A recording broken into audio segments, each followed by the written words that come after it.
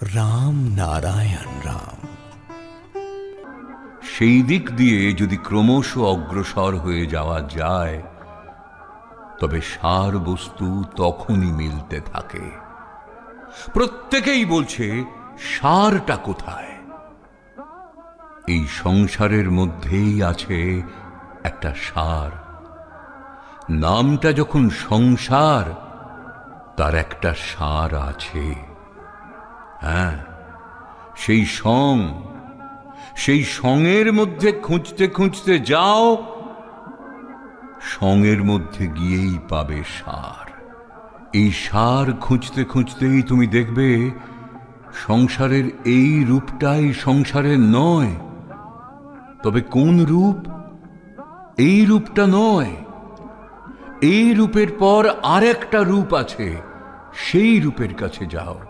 সেই রূপ বলে আমার এই রূপ নয়, তার পরের রূপে যাও।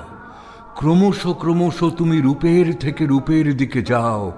রূপ খুঁজতে খুঁজতে অপরূপের মাঝে, বিশ্ববিরাটের মাঝে বিলীন হয়ে যাবে।